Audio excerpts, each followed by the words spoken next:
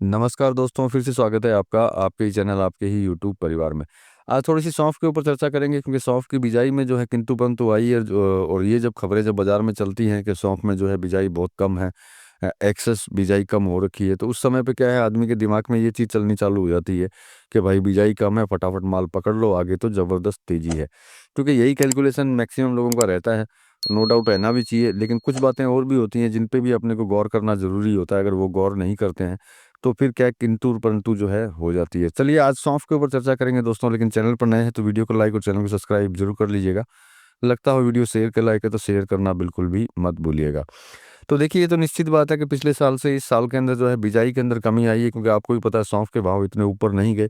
एक सीमित दर के ऊपर जो है सौंफ के भाव चलते रहे और इसी वजह से देखिए किसान किसान ही होता है। किसान को जो है जब लगता है कि भैया मेरे को तो रेट नहीं मिल रहा है, तो वो किसी न किसी कारण से जो है दूसरी फसलों की तरफ चला जाता है, क्योंकि वो किसान है, वो ये फसल नहीं तो वो फसल, किसी न किसी फसल को तो वो लगा ही लेगा जिसमें उसको उचित दाम मिलने के जो है चांस उसमें दिखाई दे रहे होंगे।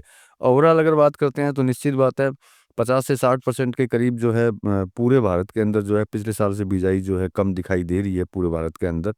तो दे बिजाई कम है उसमें कोई डाउट नहीं है। जो आपने आपने भी ऑलरेडी सुन लिया होगा कि हाँ भाई बिजाई जो है सौंफ के अंदर कम है और आगे जो है अपने को इसके अंदर तेजी मिलेगी। लेकिन एक चीज़ हमेशा याद रखिएगा कि बिजाई जो कम है वो तो माल जो है बाद में आएगा। लेकिन प्रेज़ेंट टाइम की सिचुएशन क्या है ये आपको हाथ में ले लेनी चाहिए, क्योंकि प्रेज़ेंट टाइम में जो है स्टॉक कितना है सौंफ का, उसको ध्यान में रखते हुए अगर आप आगे की तरफ बढ़ेंगे तो आपको किंतु-परंतु इसमें दिखाई नहीं देगी। अन्यथा क्या होगा कि सिर्फ़ इतनी सी एक न्यूज़ आई आपके पास में कि भई 50 से 60% जो है फसल कम है, बिजाई कम है, मतलब तो भई फटाफट माल ले लो।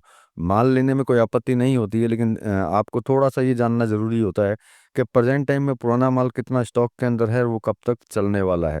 उस चीज़ से अगर आपको निर्णय लेंगे तो मेरे हिसाब से आपको कभी भी तकलीफ़ नहीं होगी, किसी भी कमोडिटी में सौंफ की बात नहीं है, क्योंकि आपको ये पता होना चाहिए कि आगे जो है इसका जो बचा हुआ जो सौंफ है पुरानी फसल का जो रखा हुआ है, उसके उसको देखते हुए आगे क्या सिचुएशन इसके अंदर पैदा होने वाली है।